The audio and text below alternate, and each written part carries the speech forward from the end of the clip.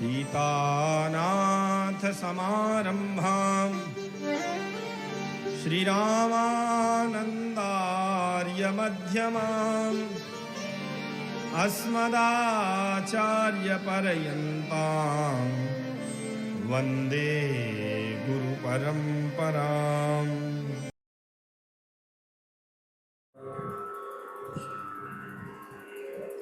रामानन्दाचार्याय नमः। अर्वाची सुभगे भवसीते वन्दामहे त्वा जथामस्सुभगाससि जथामस्सुफलाससि तवास्मि जानकी कान्त कायेन मनसा गिरा रामकान्ते तवैवास्मि त्वामेव गति मम। सीतानाथ समारंभां श्रीरामानन्दार्य मध्यमाम् अस्मदाचार्यपर्यन्तां वन्दे गुरुपरम्पराम्। वज्रपञ्जरनामेवं यो रामकवचं स्मरेत् अव्याहताज्ञः सर्वत्र लभते जयमङ्गलम्। आरामः कल्पवृक्षाणां विरामः सकलापदाम् अभिरामस्त्रिलोकानां रामः श्रीमान् सनः प्रभुः। श्रीराम राम रघुनन्दन राम राम श्रीराम राम भरताग्रज राम राम श्रीराम राम रणकर्कश राम राम श्रीराम राम शरणं भव राम राम। वाञ्छाकल्पतरुभ्यश्च कृपा सिन्धुभ्य एव च पतितानां पावनेभ्यो श्रीवैष्णवेभ्यो नमो नमः। नमो गोभ्यः श्रीमतीभ्यः सौरभेयीभ्य एव च नमो ब्रह्मसुताभ्यश्च पवित्राभ्यो नमो नमः। अखिल हे प्रत्यनीत कल्याणैकतां श्वेतर समस्त वस्तु विलक्षण राजराजेंद्र कौसल्यानंदवर्धन भगवान श्री राघवेंद्र सरकार की प्राणवल्लभा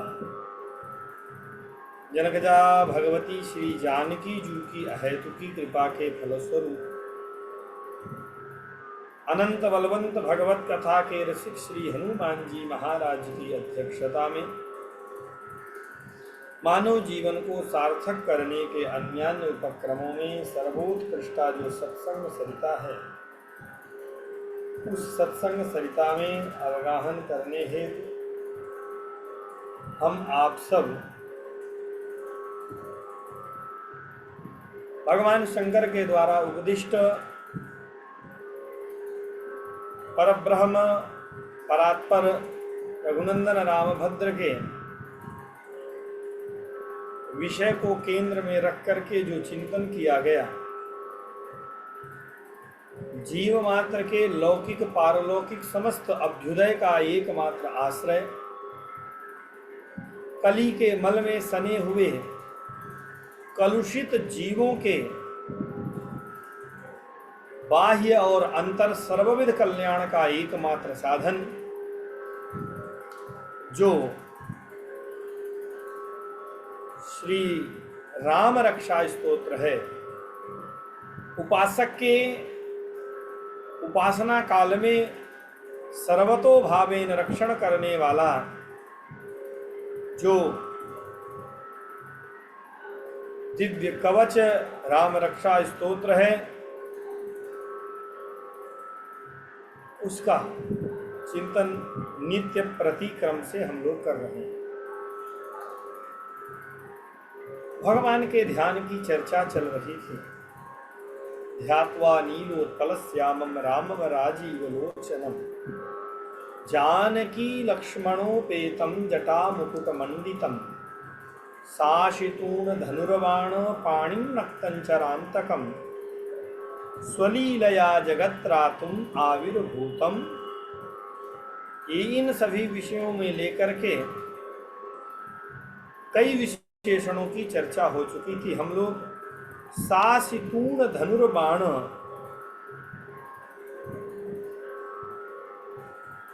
साशितूण धनुर्बाण पाणिम, इसकी चर्चा हम लोग उस पिछले सत्र में किए थे।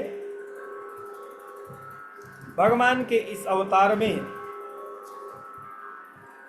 चरमीभूत प्रयोजन भगवान ने वैदिक विधियों के द्वारा ऋषियों को जगत में भेज करके ऋषियों के आचरण के द्वारा, जो शास्त्रों में निष्ठा रखने वाले हैं, पूर्व जन्म के अच्छे संस्कार हैं, उन लोगों के द्वारा तो शास्त्रीय उपदेश का आश्रय ग्रहण करते हुए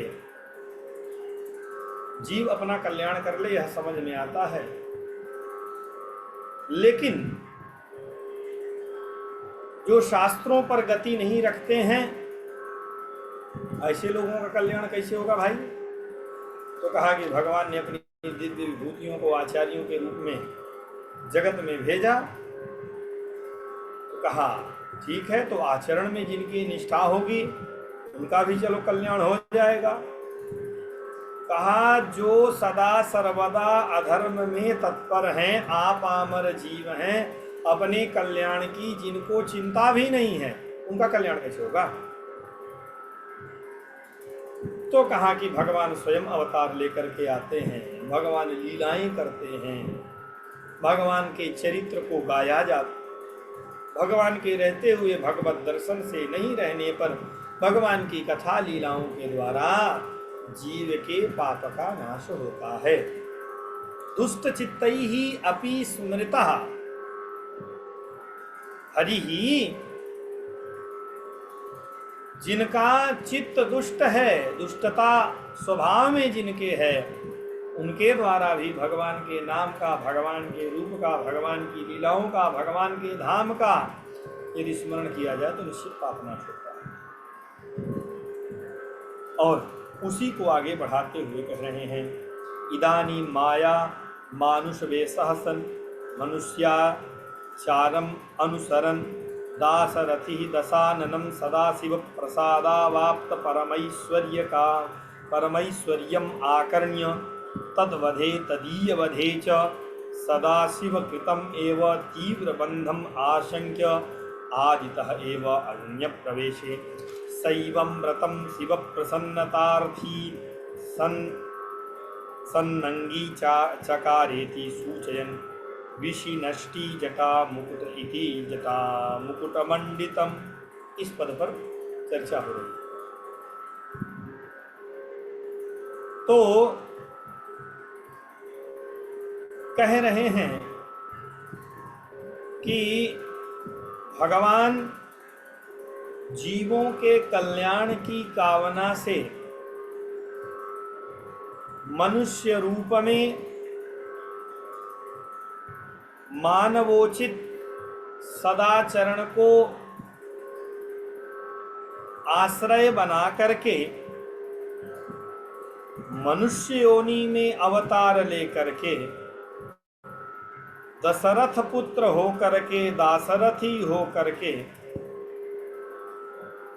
अपनी माया के द्वारा ही मानवोचित कर्मों को करते हैं। और मानवोचित कर्म करते हुए रावण का वध करने के लिए जब भगवान अरण्य में, दंडकारण्य में प्रवेश किए, जिस रावण का वध करना है वो भगवान शंकर का प्रिय भक्त है, विशिष्ट भक्त है, उसने बड़ी उत्कट साधना की है।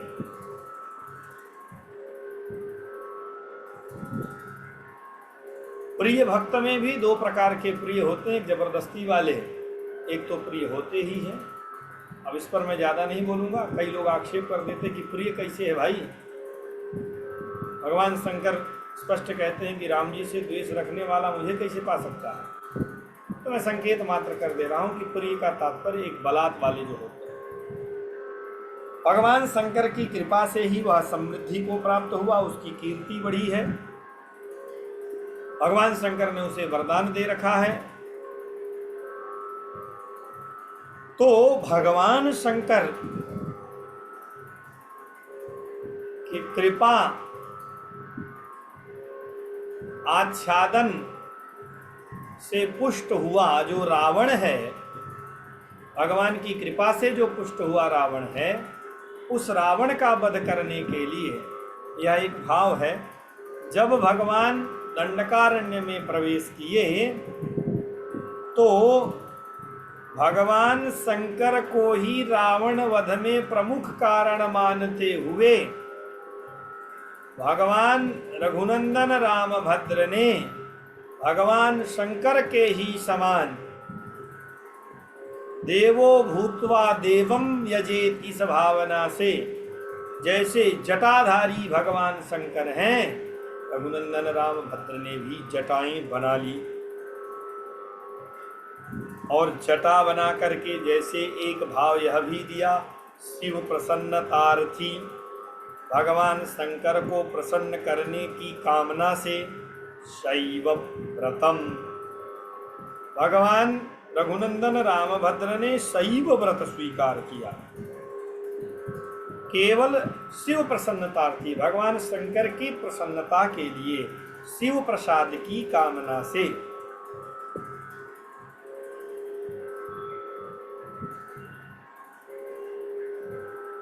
अब इस पर थोड़ा सा चर्चा कर लिया जाए। जटा मुकुट भैया व्याकरण की दृष्टि में तो कहा दो प्रकार के समास संभावित है। जटा मुकुट इव, जटा मुकुटा माने जटा मुकुट के समान अपने केशों को बना करके तेन मंडितः अथवा तस्य मंडितम, भगवान की जो शोभा है जटा को ही मुकुट बना करके उसके रूप में भाववाचक निष्ठा प्रत्यय इत्यादि करके जटा मुकुट मंडितम ऐसा कर लिए। मंडनम भूषणम, मंडन भूषण है। रघुनंदन रामभद्र ने अपनी जटाओं को ही मुकुट के समान आकार दे करके, भगवान तो कुछ भी धारण कर ले, उनकी दिव्य शोभा है ही। मुकुट सन्निवेशेन रचितः जटा कलापः येन शोभाम बभारेति बभार इति भाव। भगवान ने दिव्य लोकोत्तर शोभा को धारण किया। भगवान तपस्वी वेश में भी, बात अलग है, मिथिला के भाव से अपने प्राण प्रिय को उस रूप में मिथिला के भक्त, अयोध्या के भक्त दर्शन नहीं कर सकते, लेकिन इन दोनों को छोड़ दिया जाए तो संसार के जितने जीव थे उन सबको तो सुख तपस्वी वेश में ही मिला। चित्रकूटवासी हो, आगे बढ़िए, चित्रकूट के बाद पूरा दंडकारण्य में प्रवेश करते हुए भगवान इधर नासिक तक चले गए। उसके आगे भी भगवान बढ़ते हुए जाते हैं तो सबने तो इसी रूप में दर्शन किया। यद्यपि भगिनी कीन कुरूपा, इसी वेश को देखा तो कहा मद लायक नहीं पुरुष अनूपा। तो भगवान के लोकोत्तर शोभा का दर्शन इसी जटा मुकुट से होता है। थोड़ा सा और चर्चा हुई, जो विवेकी लोग हैं उनके हिसाब से यह भगवान के लिए जो प्रयोग किया गया है, जो राम शब्द है यह पुल्लिंग है और भाववाचक नित्य नपुंसक लिंग मंडित शब्द है, द्वितीया में मंडितम। तो विशेषण विशेष समान लिंगक होता है। यहाँ पर जिन राम जी के लिए कहा जा रहा वो पुल्लिंग है और जिस विशेषण से संबोधित किया जा रहा है वह विशेषण नपुंसक लिंग है। तो हिंग लिंग होने पर सामानाधिकरण्य कैसे होगा और विशेषण विशेष भाव सामानाधिकरण्य में होता है। तो कहा कुछ अपवाद होते हैं। वेदाह प्रामाण्यम अत्यंत प्रसिद्ध प्रयोग है। इसमें भी एक पुल्लिंग है, एक नपुंसक लिंग है। दूसरा भाव यह है कि भगवान सभी लिंगों में है। एक लिंग की बात छोड़ो, ऐसा कोई लिंग नहीं जिसमें भगवान ना हो। इसलिए सबको एक तंत्रेण समाहित करते हुए संपूर्ण शब्दराशि का मूल भगवान है। यहाँ पर यदि उभय लिंग दिखाई दे रहा है तो इसमें यह विचार नहीं करना चाहिए। जटा मुकुट मंडितम रामः, ऐसा प्रयोग हो जाएगा वेदाह प्रामाण्यम की तरह।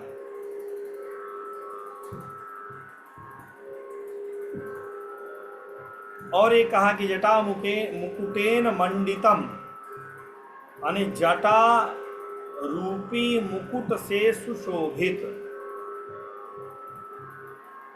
भिन्न लिंग का विशेषण देने का एक संकेत और यहाँ पर कहते हैं आचार्य यह है कि आभूषण के रूप में भगवान ने केवल यह जटा मुकुट ही धारण कर रखा है। जटा मुकुट से भगवान सुशोभित है, दूसरा कोई आभूषण उन्होंने धारण नहीं किया है।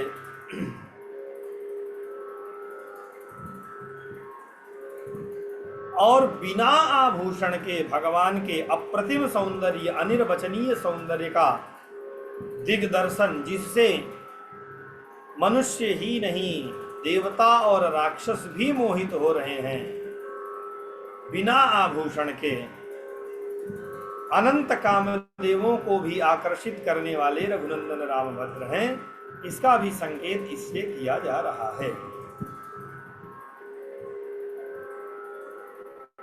मुकुट उन्होंने धारण नहीं किया है, लेकिन वह जटाएं जो बांध लिए हैं वो मुकुट के समान सुशोभित हो रही हैं।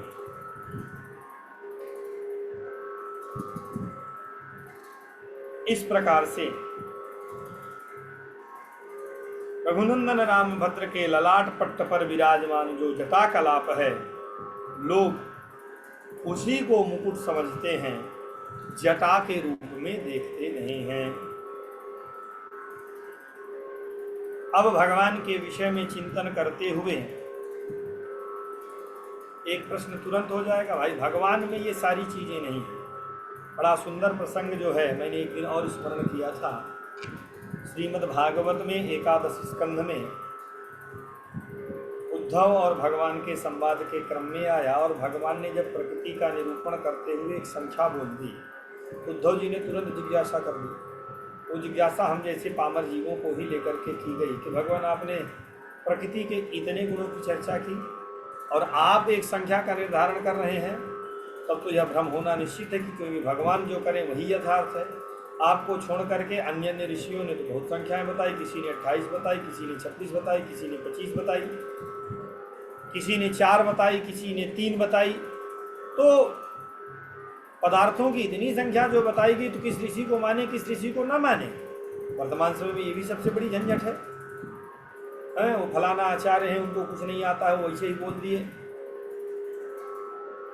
उनको कोई ज्ञान नहीं था, हम जो कह रहे हैं वही सही है, अथवा हमारे जो आचार्य कह रहे हैं वही सही है। इन सारी समस्याओं को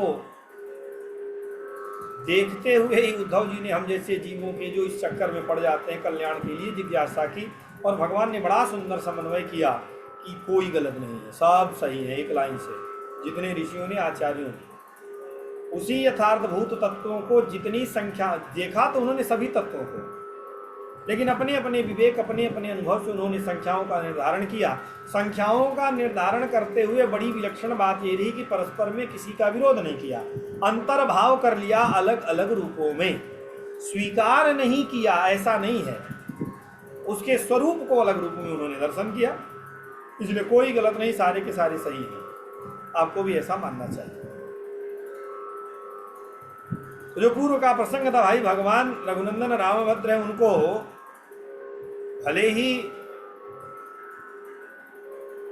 जिस भाव से बात कही गई कि शंकर जी को प्रसन्न करने के लिए यह स्वरूप धारण करना पड़ा, तो उन्हें ये करने की आवश्यकता ही क्या थी।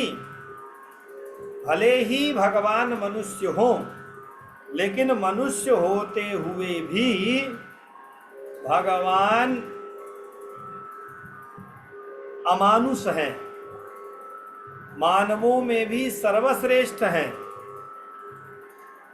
तो किसी की प्रसन्नता के लिए अपने स्वरूप का त्याग करना ये कैसे ठीक हुआ। इसी विषय को उठा करके यहां पर यह चर्चा की जा रही है। और इस बात का संकेत पूर्व पक्ष जो करता है इतना हल्का फुल्का कमजोर थोड़ी रहता है।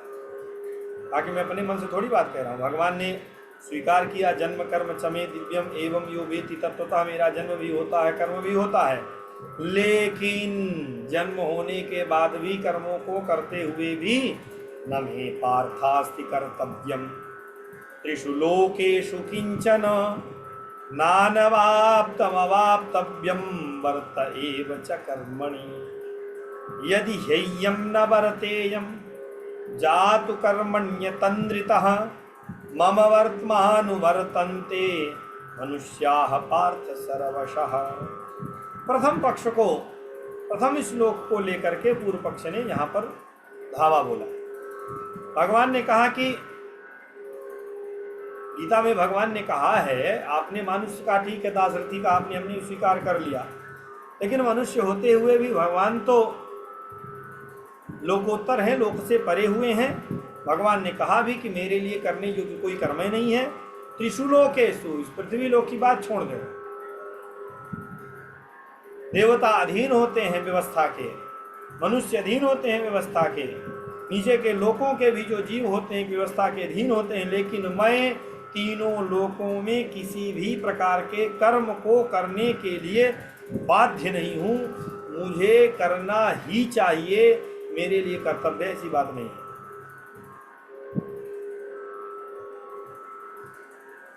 कर्तव्य कोटि में, प्राप्त कोटि में मेरे लिए कुछ है ही नहीं। आप्तम अवाप्तव्यम, मैंने कुछ नहीं प्राप्त किया हो ऐसा नहीं है, और मुझे अभी कुछ प्राप्त करना अवशिष्ट रह गया है, यह भी बात नहीं है। भगवान ने स्वयं कहा, तब फिर आप कैसे ये बात कहते हैं कि भगवान जो है इनको प्रसन्न करने के लिए ये सब करने के लिए किए। उन्होंने कहा भैया आगे का भी कुछ लोग पढ़ लेते।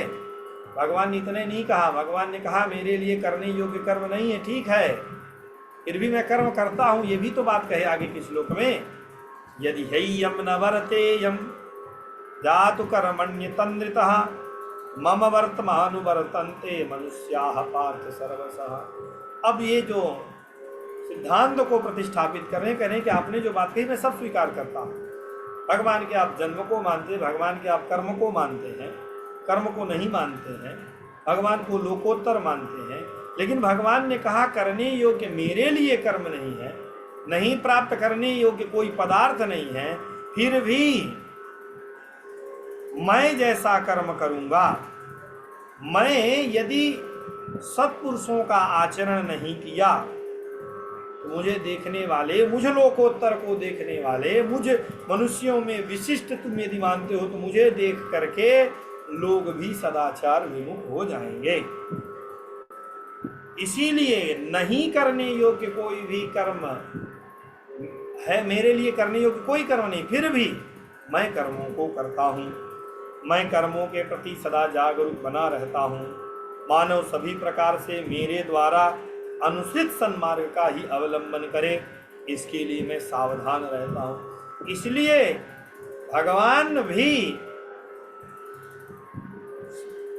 भूत भावन का मान बढ़ाते हुए जब इस प्रकार की लीला करते हैं, भगवान शंकर के समान ही जटा बना करके जटा मुकुट धारण करते हैं। इनके शब्दों में, ग्रंथ यहाँ जो भाष्यकार है इनके शब्दों में देखा जाए, शैव व्रत को स्वीकार करते हैं। हालांकि केवल जटा मात्र से शैव व्रत की स्वीकृति नहीं होगी, लेकिन ये भाव ग्राह्य है कि भगवान शंकर की प्रसन्नता के लिए देवो भूत्वा देवम यजेत, उस प्रकार के उन्होंने वेश को धारण किया। और भी इसमें खूब कारण है, लेकिन एक दो कारणों को हम लोग देख करके आगे बढ़ते हैं। उसके बाद ग्रंथकार पुनः राम शब्द पर आते हैं। राम शब्द से अनेकार्थत्वात् संयोग आदिना विनार्थ विशेष पर्यवसाना भावात् विशिनष्टि जानकी इति जानकी लक्ष्मणोपेतम जटा मुकुट मंडितम। जटा मुकुट मंडितम हो गया। अब जानकी लक्ष्मणोपेतम की चर्चा हम लोग कर रहे हैं।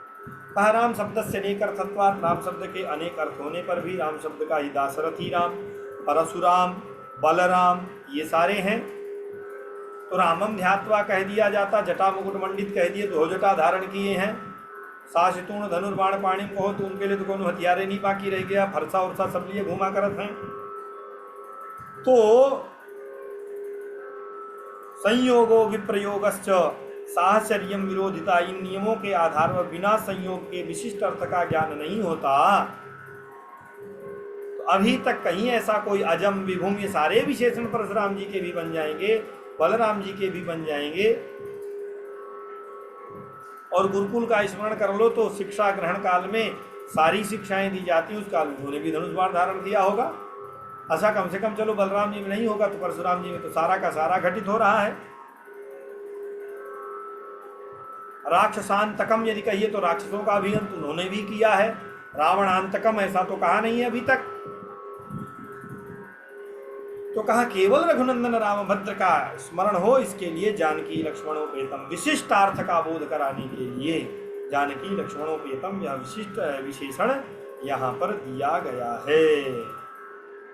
इससे परम प्रेम का प्रतिपादन होगा। जनक तया भगवती श्री जानकी जी और लक्ष्मण जी के सहित उपेतम सहितम रामम ध्यात्वा, भगवती श्री किशोरी जी और आचार्य चरण को सम्मुख रख करके गुरुजनों का आचार्य परंपरा का मान करते हुए, कृतज्ञ होते हुए फिर आश्रय ग्रहण करने की बात कही है।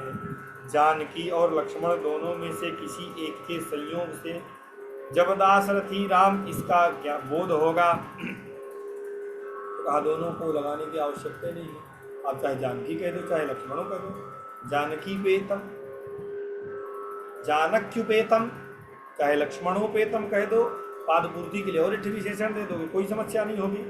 दोनों विशेषण कह दे दिए। दाशरथी का तो संकेत हो ही जाएगा। कहा कि देवता इस प्रकार की भी शंका आपकी व्यर्थ है। क्यों? कारण यह है कि भगवान को दोनों अत्यंत प्रिय हैं। श्रीमद् वाल्मीकि रामायण में महर्षि वाल्मीकि लक्ष्मण जी के विषय में कहते हैं, लक्ष्मणो लक्ष्मी संपन्न बहिप्राण इवापर।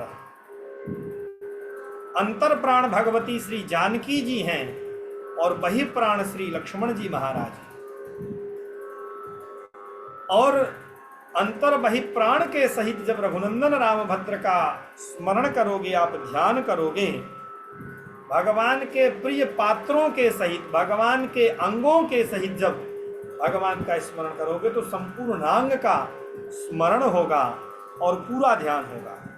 एक को छोड़ करके भगवान का अधूरा यदि ध्यान कर रहे हैं तो मनोरथ पूर्ण नहीं होंगे। वज्र पंजर नामेदम यो राम कवचम स्मरेत अव्याहताज्ञः सर्वत्र लभते जय मंगलम।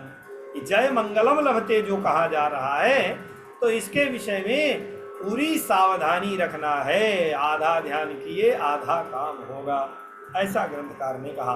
उपेत जानकी लक्ष्मणम इति परिहाय जानकी लक्ष्मणोपेतम इति वदता तावेव भक्त्यतिशयेन अगतौ इति सूचितम।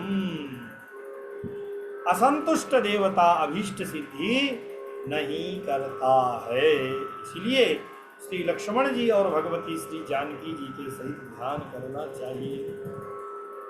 पूर्व में राम पद को लेकर के जो चर्चा हुई थी वह बीजाक्षर और अम मिला करके रामम, वासुदेव स्वरूप परब्रह्म परमात्मा के वाचक पदक्षेप पक्ष में यह व्याख्या की गई। और इसमें जो बीच में परब्रह्म की जो विलक्षणा माया है,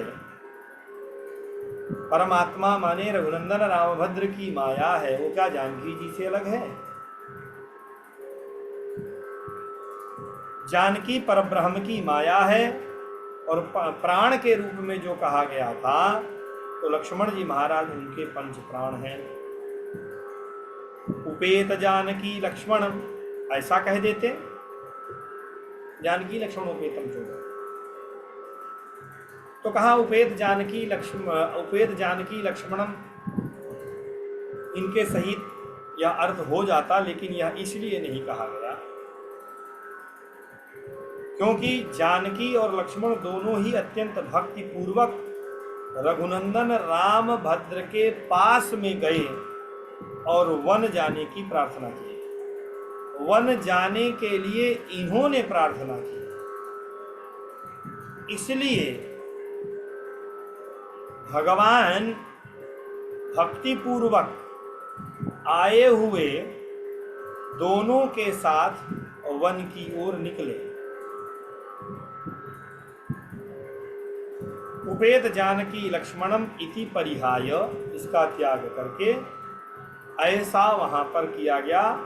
तात्पर्य यह कि तीनों के ध्यान अवस्था में भी यह बात ध्यान रखना है कि यहाँ ग्रंथकार का जो आशय है कि भक्ति की पराकाष्ठा के रूप में आचार्य श्री लक्ष्मण जी महाराज हैं और उन लक्ष्मण जी महाराज के सहित और अपनी प्राण प्रिया भगवती श्री जानकी जी के सहित ऐसा अर्थ समझना चाहिए।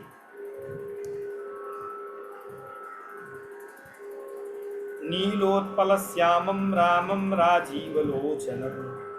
अब ये दो विशेषण जो बचे कहे, इनका तात्पर्य क्या है? तो कहा ये जो दो विशेषण हैं, स्पष्ट ही कहा गया है कि ध्यान किया जा रहा है। अब जिसका ध्यान किया जाएगा तो उसका कोई न कोई रूप हो, कोई न कोई आकार हो। बिना रूप रंग के चित्रण के ध्यान संभव नहीं होगा। इसलिए सगुण साकार का दिग्दर्शन करने के लिए सगुण साकार ही ध्यान के योग्य है, यह दिखाने के लिए यहाँ पर नीलोत्पल श्यामम राजीव लोचनम यह बात कही है। राजीव लोचनम के विषय में भगवान के नेत्रों में ही करुणा प्रतिष्ठित होती है। तो असीम करुणा है, अगाध करुणा है भगवान के नेत्रों में। तो भगवान के जीव कैसा भी हो, भगवान करुणा सागर हैं और अहेतु की करुणा करने वाले हैं। इसके लिए भगवान के नेत्रों को ही केंद्र में रखा। अध्यात्म रामायण में इसका प्रमाण भी दिया गया, जो उद्धृत किया गया कि करुणा रस संपूर्ण विशालोत्पल लोचन, उत्पल लोचन कैसा है तो नीलोत्पल श्याम, कमल तल में के समान नेत्रों में ही करुणा रस भरा हुआ है। भगवान करुणा रस पूरित, भगवान के नेत्रों के समक्ष आ जाए कोई और उसका कल्याण न हो, ऐसा संभव ही नहीं है। भगवान ने स्वयं यह बात कहा, सन्मुख होई जीव मोहि जबहि, जन्म कोटि अघना सही तबहि। भगवान के अंग प्रत्यंग में यह जो विशेषण दिया गया, उस विशेषण में प्रथम विशेषण भगवान के संपूर्ण अवयवों के वैशिष्ट्य को द्योतित कर रहा है। उपलक्षण में एक अंग बता दिया गया, बाकी उसी कमल दल के, और कमल दल में भी आकर्षकत्व जो विशेष है लक्षणया,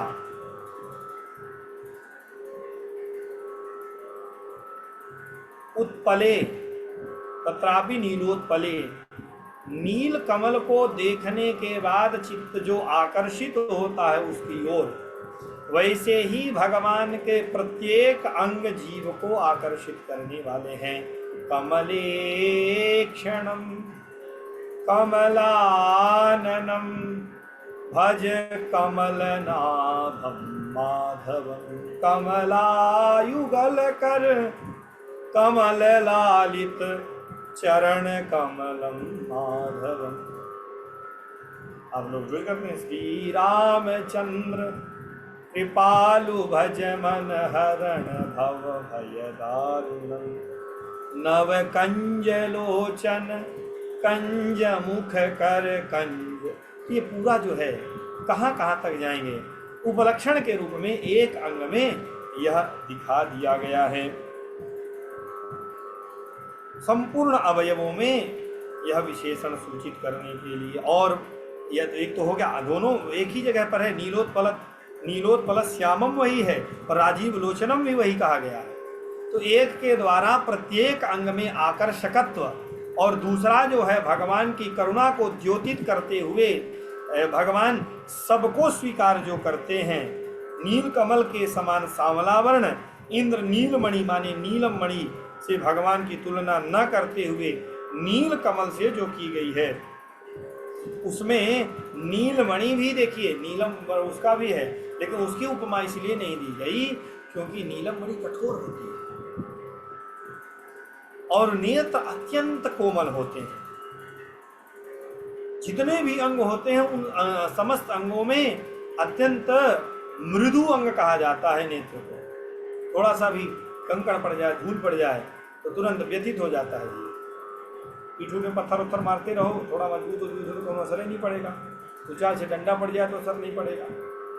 अन्य जगह पर डंडा उंडा पड़ जाए, खोपड़ी फट जाएगी, टाँका वाँका लग जाएगा, असर नहीं पड़ेगा। असर पड़ेगा माने कष्ट होगा, लेकिन उतना नहीं। वही आँख में एक धूल का कंकड़ चला जाए तो व्यथित हो जाता है।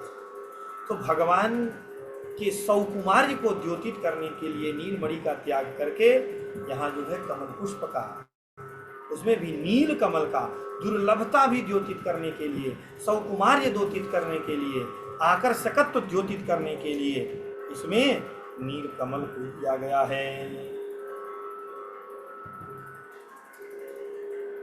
नील कमल के साथ भगवान के दिव्य रूप से उनके आकर्षकत्व को, उनके मृदु स्वभाव को, स्वभाव में भी मृदुता, कोमलता, और भगवान के अंग की दृष्टि में भी अत्यंत सुकुमार, मृदूनि कुसुमात अपि।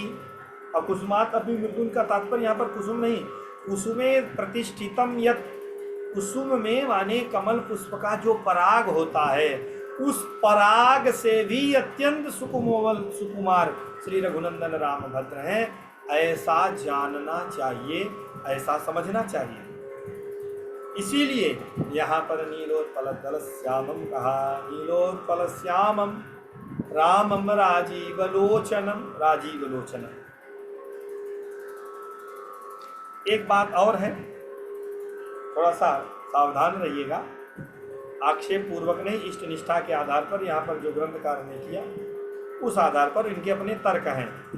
मैंने पहले भी कहा कि जब अपने इष्ट का निरूपण करते हुए कोई बात कही जाती है तो वो अपने इष्ट के लिए कही जाती, किसी की निंदा के लिए नहीं कही जाती, पहली बात। दूसरी बात, अन्य उपासकों को यही सारी बातें भगवान के जिस रूप में, इष्ट रूप में उनकी निष्ठा हो वहाँ पर समझना चाहिए, व्यर्थ का जो है कलह नहीं करना चाहिए। सर्वेभ्योऽप्यवतारेभ्यः श्रीराम अवतारस्य उत्कृष्टत्व द्योतकानि एतानि विशेषणानि। भगवान ने जीवों का कल्याण करने के लिए अलग अलग काल में देश काल की स्थिति के आधार पर अवतार धारण किए, लेकिन उन समस्त अवतारों में सर्वोत्कृष्ट सर्वश्रेष्ठ रामावतार है, यह द्योतित करने के लिए विशेषण दिए गए। कैसे? तो कहा नीलोत्पल श्यामम राजीव लोचनम, कहा कि नीलोत्पल श्याम और राजीव लोचन ये दो विशेषण दे करके मत्स्य कूर्म 12 अवतारों से रामावतार की उत्कृष्टता द्योतित की है। वहाँ पर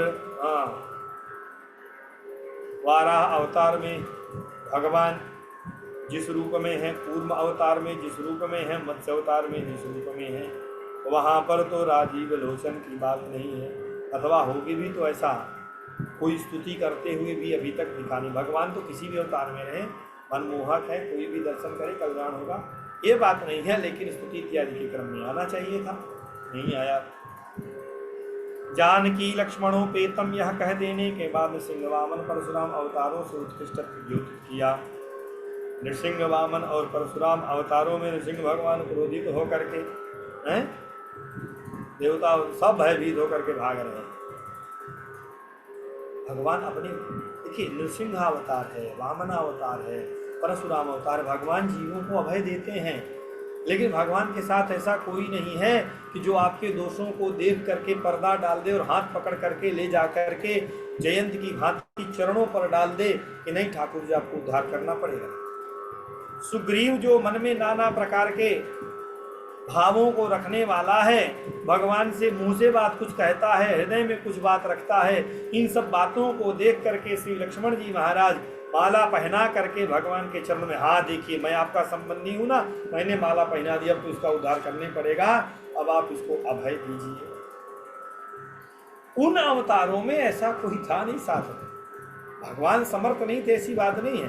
भगवान को यहाँ बाध्य कर देती है भगवती श्री जानकी जी, आप अपना सारा नियम अपने पास रखिए, आप भगवान है, ये जीव है, जीव है इसका मतलब ये दोषों से युक्त होगा, ये दुष्टता करेगा, नहीं तो काहे के लिए जीव होगा, सर्वगुण संपन्न हो जाएगा तो आपको इसका कल्याण करना पड़ेगा। भगवती श्री जी हम लोगों का पक्ष लेकर के लड़ती हैं ठाकुर जी से, परशुराम अवतार में नहीं है। श्री लक्ष्मी जी आई है, देख करके भागी, अरे ये हमारे पति नहीं हो सकते, कहाँ नारद हमको ला करके फंसा रहे हैं, सब लोग भाग रहे हैं वहां से। न तो वामन भगवान छल कर रहे हैं, बताओ, सब कुछ गुरु जी से द्रोह करा दिया, गुरु जी समझा रहे थे तो ये सौलभ्य रामावतार में है। भगवती श्री किशोरी जी और आचार्य श्री लक्ष्मण जी महाराज के, जीवाचार्य श्री लक्ष्मण जी महाराज के साथ में रहने पर एक उत्कृष्टता यहाँ पर द्योतित हुई है। उन अवतारों में मत्स्य कूर्म वाराह में तो संभव ही नहीं है, संभव है जहां पर तो उनको भी किनारे कर दिया, नृसिंह वामन परशुराम, यहाँ पर विवाह नहीं हुआ, पत्नी परिग्रह हुआ नहीं। नक्तंचरांतकम इस विशेषण के द्वारा वसुदेव पुत्र श्री कृष्ण से श्री रघुनंदन रामभद्र की श्रेष्ठता सिद्ध होती है। कैसे? भगवान ने कृष्ण के रूप में, कृष्णावतार में विवाह भी किया। विवाह की बात करो तो यहाँ तो एक किए तो वहाँ पर 16,108 कर लिए गिनती वाले। गोपियों का भी भाव भगवान से यही भाव था, ये यथा माम प्रपद्यन्ते तांस तथैव भजाम्यहम्। भगवती श्री राधा जी का भी विवाह ब्रह्मा जी महाराज ने कराया है, तो गिनती वाले 16,108, बिना गिनती वाले तो पूछो मत। एक विशेषण तो यहाँ पर हो गया श्रेष्ठत्व द्योतित करने के लिए कि यह आचरणीय नहीं होगा, एक बात ये। दूसरी बात, भगवान ने नक्तं चरांतकम, जो चरांतक हैं, जो नक्त माने नक्तम चरंती ये नक्तं चरः तेषाम अंतकः। नक्त का भी हमने वहां पर उस दिन नक्त माने रात्रि होता है। रात्रि उपलक्षण है अविद्या का, रात्रि उपलक्षण है तमोगुण का। तो जो लोग तमोगुण का आश्रय लेकर के, जो लोग अविद्या का आश्रय लेकर के भगवान की प्रतिष्ठित की हुई मर्यादा का हनन करते हैं, भगवान के भक्तों को कष्ट देते हैं, ऐसे नक्तंचर निशाचरों का वध करने वाले हैं भगवान। कैसे? क्या भगवान श्री कृष्ण ने राक्षसों को नहीं मारा? अरे मारा, लेकिन मारते मारते मारते जाने के पहले अपने पूरे कुल खानदान का भी संहार करके चले गए। केवल नक्तम चरांतक नहीं भय, तमोगुण वृत्ति से संपन्न जो भगवान के पुत्र हैं, जो भगवत अंश से प्रकट हुए हैं, वे नक्तंचर कैसे हो सकते हैं? वे अविद्या से संपन्न कैसे हो सकते हैं? अविद्या का आश्रय ही लेकर के चरण करने वाले, विचरण करने वाले कैसे हो सकते हैं? तमोगुण वृत्ति संपन्न कैसे हो सकते हैं? और वहां की कारणता अलग है, उस पर नहीं जाएंगे, भगवान पर यह आक्षेप नहीं है। लेकिन करुणा करने के क्रम में जो नक्तंचर था, उनमें से भी जो आ गए भगवान के पास, जो नहीं आए, जो भगवती श्री किशोरी जी की दृष्टि में पड़ी हुई राक्षसियां थीं, उन सब का भी जानकी लक्ष्मणों प्रेतम से, जैसे हमने पूर्व में चर्चा की, बलात् रक्षण कराती हैं। चाहे राम जी आए, चाहे हनुमान जी वध करने के लिए आए, तो हनुमान जी से भी रक्षा करते। कहा ये कौन सी बात हो, अपने आप को आगे कर देती भगवती श्री जी। तो ये सारे विशेषण जो हैं भगवान श्री कृष्ण से, इनका वैशिष्ट द्योतित करते हैं। स्वलीलया अवतीर्णम, भगवान अपनी लीला शक्ति का आधार लेकर के अवतार ग्रहण करते हैं। यह विशेषण क्या सूचित करता है? कहा कि दशावतार के क्रम में भगवान ने एक अवतार ग्रहण किया, बुद्ध। तो बुद्धावतार से श्रेष्ठत्व द्योतित करने के लिए स्वलीलया यह विशेषण दिया गया। भगवान अपनी इच्छा शक्ति से, अपनी लीला से अवतार ग्रहण किए और जीवों का कल्याण किया, सन्मार्ग का आश्रय ग्रहण करके, सद्धर्म का आश्रय ग्रहण करके। इसीलिए भगवान को कहा गया रामो विग्रहवान धर्मः। इसके विपरीत भगवान बुद्ध पाखंड लीलावतीर्णा, भगवान ने पाखंड का आश्रय ग्रहण करके बौद्धावतार ग्रहण किया। और जो लोग वेद विद्या का आश्रय ग्रहण करके वेदों के तात्पर्य को सही नहीं समझते हुए, अर्थ का अनर्थ करते हुए हिंसा आदि को बढ़ावा देना प्रारंभ किए, उनको मोहित करने के लिए भगवान ने वेदों के रक्षण के लिए, वेदों का यही स्वरूप प्रतिष्ठित हो जाएगा, वेदों के रक्षण के लिए बौद्धावतार धारण कर लिया। उस अवतार में भी वेदों का संरक्षण ही मूल उद्देश्य था। ये बात अलग है कि भगवान किसी भी रूप में हो, जीवों के चित्त को आकर्षित करते हैं, इसमें कोई संदेह नहीं। तो जो कुछ सन लोग थे, जो श्रेष्ठ लोग थे, वे भी भगवान के उस रूप को देख करके मोहित हो गए और उसी को यथार्थ मान करके उस रूप को देख करके, उसका दर्शन करके मोहित होकर के सत लोग भी उसी मार्ग में प्रविष्ट हो गए। भगवान का उद्देश्य वो नहीं था, लेकिन भगवान तो भगवान ही है, अग्नि रहेगी तो ताप छोड़ेगी। भगवान को देखे मोहित हो गए, कोई विशेष आश्चर्य की बात नहीं है। जगत की रक्षा के लिए जगत्त्रातुम, भविष्य में अवतार लेने वाले जो कल्कि भगवान हैं, उनसे भी रामावतार की विशेषता वैशिष्ट द्योतित होता है। कैसे है? कहा कि राम जी ने भी जगत त्राण किया, कल्कि भगवान भी जगत त्राण करेंगे। फिर भी उस समय संपूर्ण विश्व म्लेच्छ लोगों से व्याप्त रहेगा, माने सब आचार भ्रष्ट हो जाएंगे, बाहुल्य उन्हीं का होगा। अंत में उस समय समस्त जगत का संहार ही अभीष्ट होगा, बिना इन सबको खत्म किए नहीं होने वाला है। राम जी के समय में जगत त्राण के क्रम में संपूर्ण जगत का संहार अभिष्ट नहीं है। इसलिए जितने भी अवतार हैं भगवान के, उन समस्त अवतारों में यह रामावतार सर्वश्रेष्ठ है, यह समझना चाहिए। इसके विषय में बड़ी सुंदर उक्ति है। क्वचित् पृथुक तंडुलाः क्वचन शाकशेषासनम् क्वचित् पदमिता च भूर् नरहरेरभूत तुष्टये अयं विनिमयो भवत् भगवतो अवतारान्तरे न सोऽस्ति रघुनायके प्रणति मात्र राज्य प्रदे। भगवान के अलग अलग अवतारों में कहीं भगवान पृथुक तंडुलाः, थोड़े से कृपा करने के लिए, देखिए ये आचार्यों के भाव हैं, कृपा करने के लिए थोड़ी तो कामना करते हैं। सुदामा पर भगवान ने तब तक कृपा नहीं की जब तक उन्होंने चूड़ा नहीं दिया। चूड़ा के बदले में कृपा। कहीं पर क्वचित तंडुलाः, भगवती द्रौपदी पर बुलाने के बाद कृपा कैसे करिए, बटलोही में थोड़ा सा साग अवशिष्ट रह गया था, उसको पाकर के विनिमय करते हुए द्रौपदी को प्रसन्न करने के लिए बचे कुछ साग का सहारा लिए। वामनावतार में राजा बलि पर कृपा करने के लिए भगवान 3 पैरों की भूमि मांग रहे हैं और बदले में कृपा कर रहे हैं। तो कहा कि प्रत्येक अवतार में, अन्य अवतारों में भगवान की प्रसन्नता के लिए भक्त के साथ नहीं तो कुछ ना कुछ तो थोड़ा व्यापार करते हैं।